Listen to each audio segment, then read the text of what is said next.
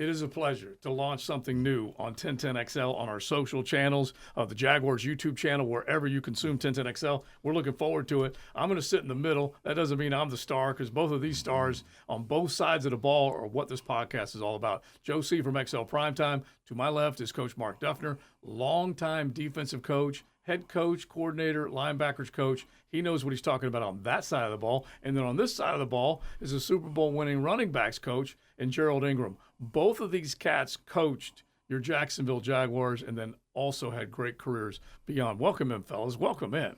Well, we're excited to be here, boy. It's going to be a lot of fun. A lot of fun. Now, you can defend your side of the ball. You can run offense, right? All right. We're going to find out. Sounds good. All right, let's do it. So basically what we're going to do, as Jaguar fans, you want us to give you as much as we possibly can when it comes to content. So I figured both of you guys, from a coach's point of view, and this was Coach Campo recommended. He's like, these guys are going to be able to bring the intel on both sides of the ball, give fans a little more into the game plan. So I figured we'd go back to last week.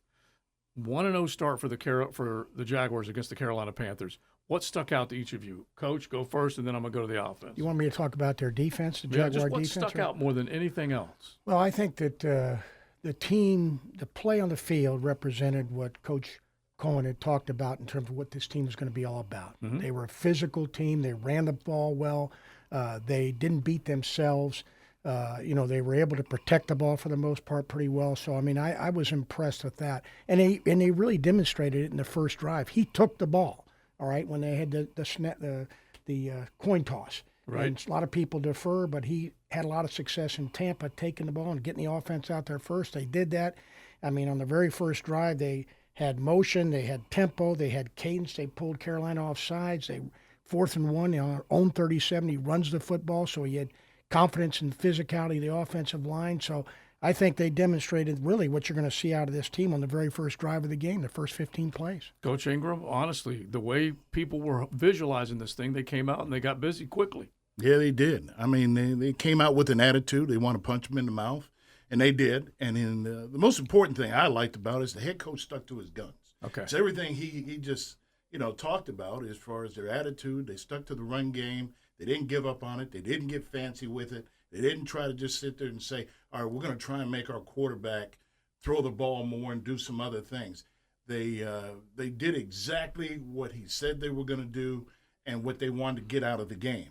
And they made the defense step up, make the plays when they needed to, bend, don't break, but guys needed to make plays this year. And they got themselves in a turnover situation and getting turnovers they didn't get a year ago. And now we start off with 3. We start off going into the next game with them believing and buying into what everything I said when camp started. Yeah. And what Liam did. And that's a great testimony to him, his staff. The defensive coordinator I thought he had a great plan.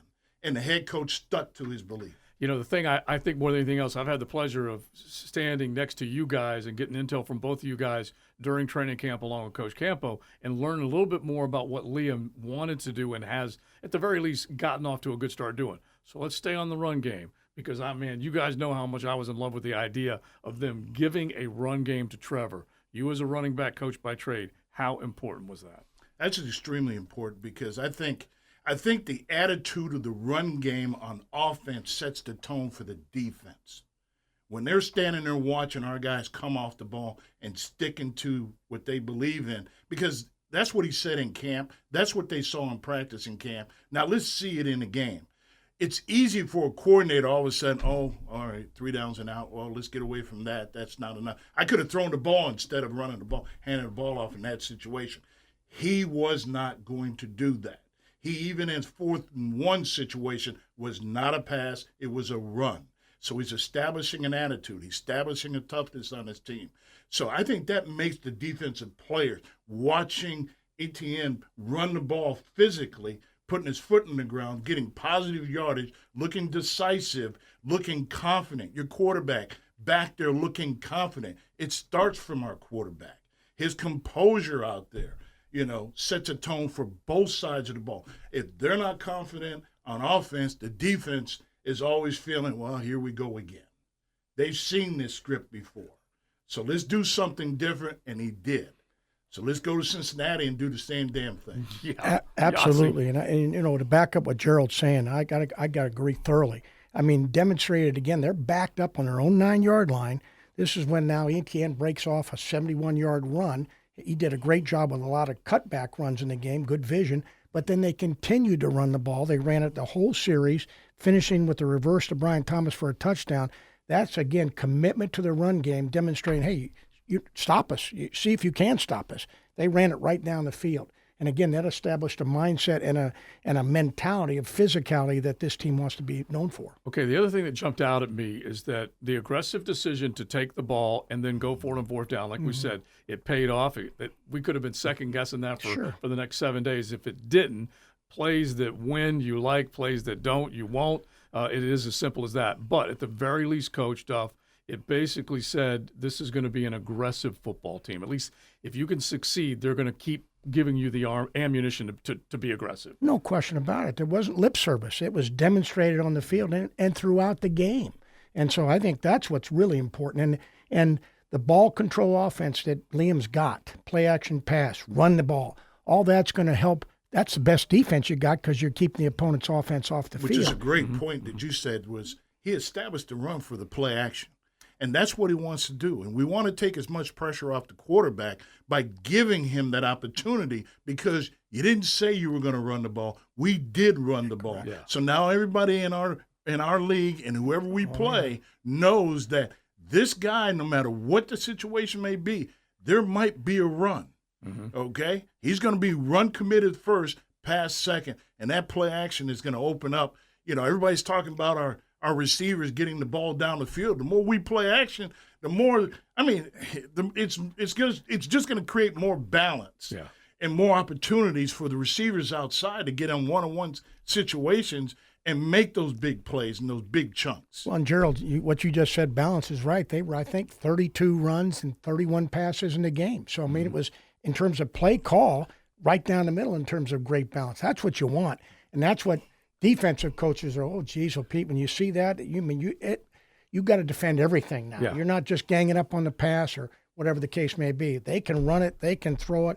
They're going to spread out. Look out. Not knowing how things were going to go, to be honest, us sitting there, I thought it was going to be a 70-30 deal, you know, to the receivers, because everything we talk about is the receiver this, you know, throwing the ball here, doing this kind of thing. Yeah, we're going to run the ball, but I wasn't going to think it was going to be that balanced. Yeah. And I believe the way this team was constructed and the way that James Gladstone and Liam Cohen married up their philosophy, they said, we're going to try and be physical. Liam Cohen said after the game, it's going to be in our DNA. We're going to be a tough football team. And the only way you could establish that, at least I believe, is by being ferocious on defense and being attacking with a run game on offense. So go to the defensive side. Anthony Campanile looked like he triggered some things on defense that we also hadn't seen in a while. Oh, absolutely, Joe. I mean, I loved what he did in terms of he mixed coverage and pressure. In the pressure end of it, though, he came from everywhere. You know, he brought the corner off the side. I mean, and made a corner hit on the quarterback. He brought the safety up inside, linebackers inside. So he attacked the edges. He attacked internally in terms of the pressure part of it. And he put players that can make plays in good positions to make those plays. That quarterback felt this defense. Yeah. And that's why they got the 3 takeaways. That's why the quarterback at the end of the game, he was looking down at the rush rather than anything else. You could see their offense just start to fade based on the pressure that they applied. Well done. Yeah, I thought he created doubt. When he went to the mug and started mugging people at the line of scrimmage, the quarterback had to try and figure out, are they dropping? Are they coming? You know, and they rushed. And the unsung heroes, be honest, in this game, were the defensive ends. Yeah. They were the unsung heroes. Even though they didn't hit the stat sheet. They didn't have to, but I could see it on tape. I said, those guys were in his lap. Let alone he had to deal with who's coming or not. The ends were creating, and then you had the the ETs that freed up, you know, the tackles to be able to loop around and make the plays. I thought they were the unsung heroes in doing their job and creating the pressures. Okay, so let's extend that because I agree with you that it's not necessarily the actual sack stat. Yes. It's the pressures, the knockdowns, the hurries. And I would always joke that you'd always see a stat on television, and Jacksonville would never really notch those numbers, that it was always the other team that was getting that stat. But Josh Hines-Allen, Trayvon Walker, and you can even go with the interior guys. They collapse that pocket a little bit more than I expected. And what Jerald just said, the pass rush games I hadn't seen in them, and they held those back. Well, like he talked about, what we call an exit or a text, T-E-T-E, those movements that they had, and they mixed those up. That was put major stress on the offensive line for Carolina and the quarterback, whereas as the game went on, he was looking at that rush first, and now everything else. The coverage, I thought, was excellent. Like I also said earlier, very few explosive plays. Chuba had one on a run game. The quarterback had one on a scramble. Those were the two in the running game, and one to the McMillan, the wide receiver. And when you have limited explosives, you're playing a good execution football. And coaches, exactly what he was just saying, because when you look at these quarterbacks, you look at the quarterback, you look at the San Diego game against the Kansas City Chiefs. There were a lot of pressures in that game. That's but Los you also saw Angeles, but you saw the quarterbacks have to run. Now there's a difference between a two-man run and the quarterback knows it's two-man and he takes off and he knows that they turn, and there's pressure runs. There were pressure runs in our game, and that's different. Where even though we lost contain on the one and he ran out, but it's still a pressure run. Right. And there were a couple of those where, hey, it was a coverage run. That's phenomenal, But, where it's true two-man, that's a quarterback making a decision to run because he knows what the coverage is. Right. Yeah, when he knows that, the quarterback knows those defenders eyes are on their man, and that opens up. You don't want to play too much of that against the running quarterback. If you've got a guy that can't run, I love that call. Yeah. But that's what we want our quarterback to do, and we saw a little bit of and say, he can do that. He can be another versatility, to our offense, to the defense. Well, see, and I agree thoroughly with what you just said, because he ran 3 times, actually 4. One came back by a penalty, but he ran 4 times in that game. And when he didn't have it, he's looking at this progression, didn't have it, tucked it, and ran. And sometimes he dove for it. Now, a lot of people say, well, why is he doing that? Well, he's trying to move the chains. Needed that yardage. I like the toughness that he displayed. Yeah. But when you run like Jerald's saying right now, that quarterback runs, what the stress that puts on the defense, oh, my gosh, you've got to scramble-proof everything you do. And we already know who the big runners are. Jalen Hurts is that extra weapon that Philadelphia has. Josh Allen, my gosh, whatever he does, when he wants to do it, he's so dynamic at it. But both of you guys answer this question. How do you keep unlocking more of that from Trevor? Arm him with more confidence. He doesn't need to be running all the time, put himself at huge risk, but he can make the chains move with his feet. Well, I think, on your Fridays, I used to call my Fridays cover all. And what I say with the cover all is watch some of the elite quarterbacks and how they handle themselves. You gotta last the season now. Right. Okay. Right. Learn to slide. Learn to slide and take the pressure off yourself. Get what you can. Be smart about getting. And I think that's what Mahomes does a great job. Oh. Going to the sideline or when he's got to slide. You're going to take enough hits as it is. You don't have to be brave and throw your shoulder. Now, Josh used to run everybody over. Yeah. But I think Josh now, he started off, that was his MO. Exactly. Okay? Now he's proven he's a quarterback of photo memory. He now knows where everybody is. He has arrived in the last few years, phenomenal year last year, starting off this year. Yeah. Those elite guys can photograph what the coverage is, where everybody's supposed to be, and make smart decisions. Now, you want us to talk about taking a play back? The one play I didn't like was the 2-back play. You never showed it before, which is fine. I've run that 2-back spread before, and it's a package, okay? When you're out there running something different to the linebackers who are telling everybody what to see, look at those 2 guys and what they're running. He stared it down, he kept his eyes on it, and then he still tried to force it. Right. You know what I mean? Yeah. He should have just thrown it out of bounds. When it didn't work, that's fine. You establish the run game in that package, and then you can run nakeds off it, you can run screens off, you got 2 backs in. There's a lot of different things you can do. But the first thing you did was throw. Yeah. So in his mind, he's thinking, I got to get it to what we practiced on one play. Yeah. Let it go. Let's run another play. What I would say, I agree with that. I would say Trevor can run. And you're asking, would that help him? Absolutely. What I've trying to defend him over the years, we were always worried about that because we know the guy's an athlete. He can run with those other quarterbacks we're talking about. Yeah. He really can. Now, if he incorporates that into his game, appropriately, not haphazardly, but Right. appropriately, now it's going to make everything open up. Just like our good running games, Coach mentioned it earlier, it's going to help us in the pass game. It's going to help us move the chains.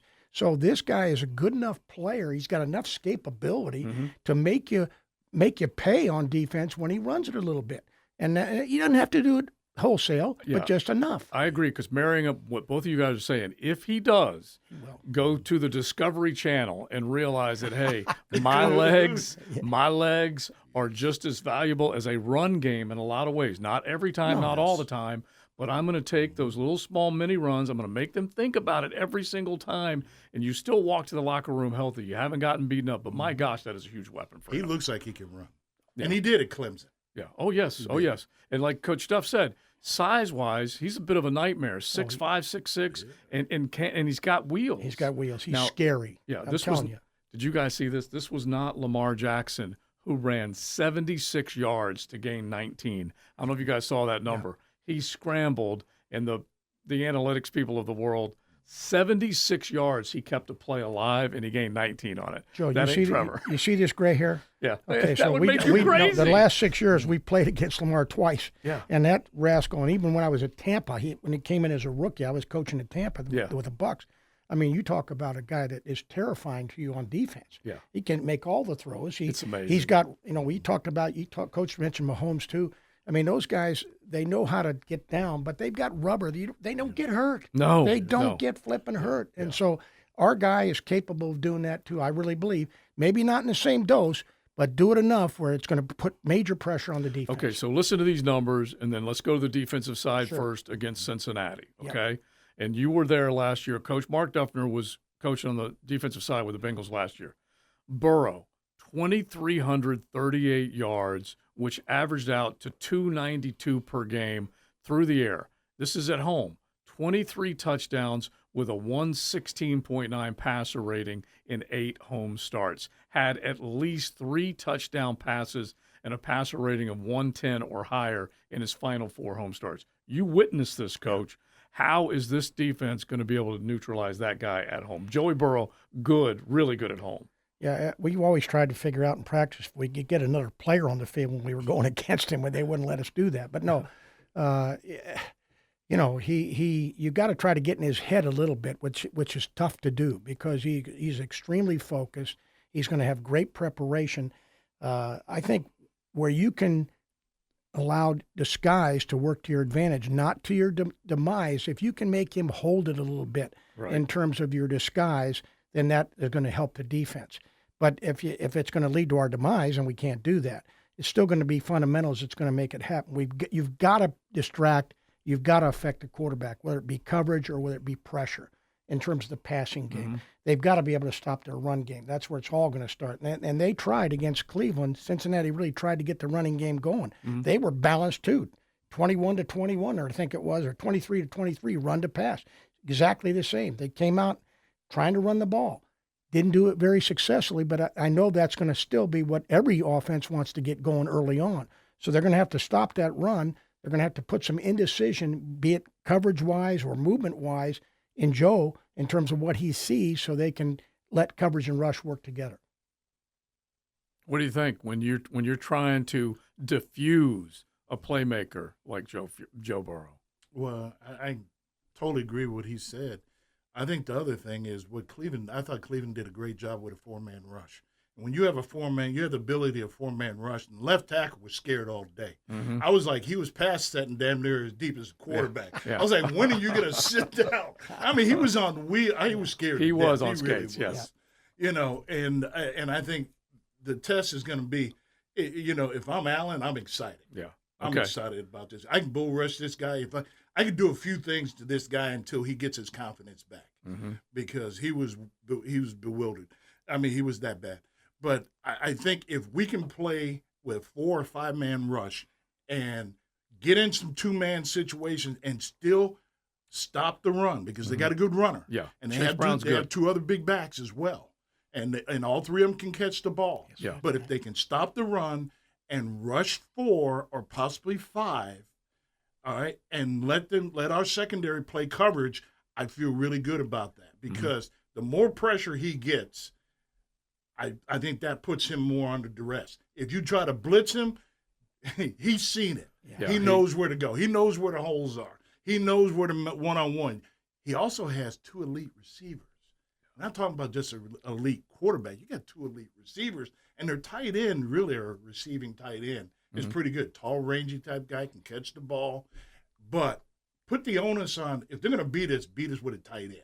Yeah. But you're not going to beat us with those 2 receivers and that quarterback picking us apart. So what do you think back end against Jamar Chase held out of the end zone this last week? You know he'll be hungry as ever to try and get going again. He was the Triple Crown winner a season ago. That's going to be a hefty chore defending him, T, and like Coach said, the tight end as well. Major chore. Yeah. And I promise you that all 3 of the men we're talking about, Burrow, Chase, and T. Higgins, don't feel like they met their standard in this last game against a very good Cleveland defense, as Coach mentioned. So they're going to be at the top of their game in terms of what they're going to put on the field. And they're working on it right now as we speak. They worked on it on their day off yesterday. So, I mean, it's going to be a major challenge to our guys. Play, do your job. Don't get distracted by the hype or the noise, because you're going to get their best shot, but they're going to get our best shot too. So we've got to execute it the best. Anthony's got to be careful about not trying to do too much to distract them.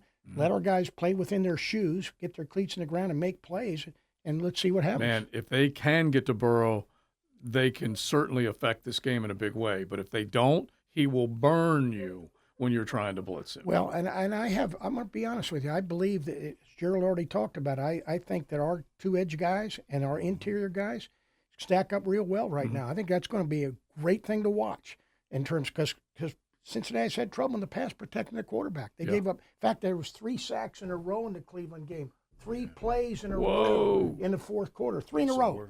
3 in a row, and he got hit a number of times. And so, I know they're working like hell to protect him, but if we can get to him, that's going to be a key, and I think we've got the people to do it. Yeah. This is called Both Sides of the Ball. Jerald Ingram on offense, Mark Duffner on defense. Travis Hunter should be right here hosting, okay? He should be the one, all right? So both sides of the ball, how can you see this coach play it out? How would you use him? How much more are you going to use him? Well, I'm still, because he's a young kid and those kind of things, I'm still going to use him as in breaking routes like they did. You're going to put him on shallows. You're going to hope you get man coverage. Get him on one-on-one situations. They put him in a sit over the ball. I think you try to keep it simple, but when the situation arises, give him that opportunity. I think if you ever get him on an inside fade and a one-on-one situation, he's going to come up with the ball. In the red area, should they get more opportunities in the red area, I think his abilities will show. I think he looks so athletic after he catches the ball. He can make things. It was good to see him make a couple people miss. Yeah. Okay. But I think his time's going to come based off of our ability to run the ball. I think that's where it's going to come in. When that slot player comes off and tries to decide that they're going to attack the run, and all of a sudden he can hit the seam and he can hit it in stride. Right. And when he gets that ball in stride, I think that's when we're going to see him with a big play.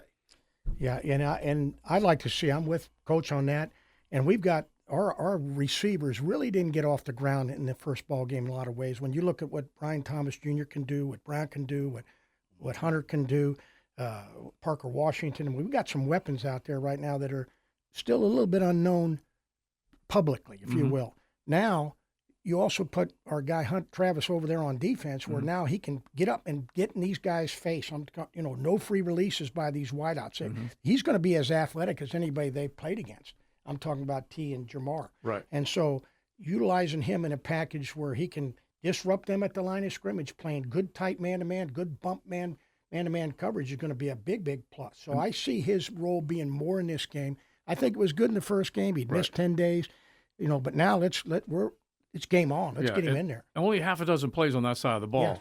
And then the other thing, Anthony Campanile, the defensive coordinator, like we said, he had some real cool design blitzes. He was able to get to Bryce Young.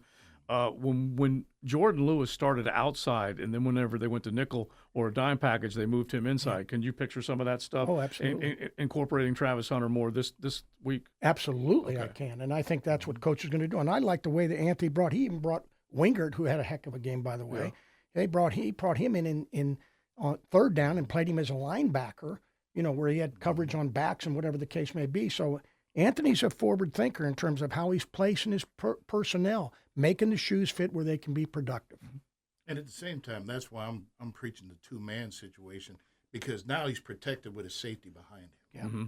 Okay, he's just not out on an island. And not going to get okay. Now, the only thing, and I like Jerald's thought there, where we could play what Coach is talking about, two deep safeties with man underneath. Right. You'd love to play that on defense. Mm-hmm. The thing that scares you is the quarterback's escapability. Mm-hmm. Now, Joe's got good enough escapability. He's not as, in my opinion, I don't think he runs as well as Trevor does. Right. But he has been able to make plays and move the chains with his feet. Let's put him in that situation some, because that'll help overall. The more that he's not feeding the ball to their explosive players, the more we're winning. That's my opinion. That's how I feel about the two. You got to protect yourself with the two. Yeah. Stop the run with your front because you feel your front's better than their offensive line. Yeah. That's how I feel right now. Our defensive front's better than, and they got to prove to us. What we do know is they do have the weapons outside. So let's not make the quarterback and the two receivers be heroes. And I still think there are Duval fans right now that are still scarred from Jake Browning and Jamar Chase hooking up the way they did against this defense going back to 2023. Yeah, I was there. And you were there. You were on that Sunday night. sideline. Yeah. That was an unbelievable performance from Jamar Chase. Browning played his butt off in that game, and our whole team did. And actually, when we came here, the Jags were on a roll. And they were hot. They had the one seed in their sights. Yeah, no, there's no ifs, ands, or buts. That was a great effort by our club. I felt the Jaguars would get back. They struggled to get back on their feet after that game, and maybe they were a little overconfident. I don't know. I don't know that that's going to be the case right now because, as I said, I think you're going to get the Bengals' best shot because I don't think they felt they won. That was a big goal, huge goal for them, but they still don't feel like they played as good as they can, and they'll be up to doing that against us. All right, lads, it was a big goal that we'd get this thing off the ground, and I think we did. All right? Yeah. Both sides of the ball. I like how this guy thinks right now. No, I can see it. No, I love the way. I love how coaches. You gotta understand where I come from. No, where we both come no, from. I love the defensive mentality. No matter if it's offense or defense, let's get after them. Let's go. No, okay, I love it. You're. I wish we coached together because I love his thinking right now. It's excellent. It was so funny because Leon was going to set this up earlier. He goes, sounds to me like Coach Duff, Coach Ingram, both sides of the ball. That's an Oklahoma drill waiting to happen. No, I love his thinking. That's why I'm 4 inches shorter than I used to be. All those ISOs and putting that head down. Oh. All right, listen, guys. Thanks, man. We'll try and do this every Tuesday. We'll try and kick this out on the social channels, but we had to do a special Wednesday today. So thanks to both of you guys, Mark Duffner, Jerald Ingram, Joe C. from XL Primetime, Ozzy producing. Thank you, sir. And all of Duval, we'll talk to you next week. Hey, Joe C. here. Thanks so much for watching the 1010XL Jaguars YouTube channel. And we love when you like and subscribe all of our YouTube channels, the main channel, all the team-specific channels. Do it right now. Like and subscribe.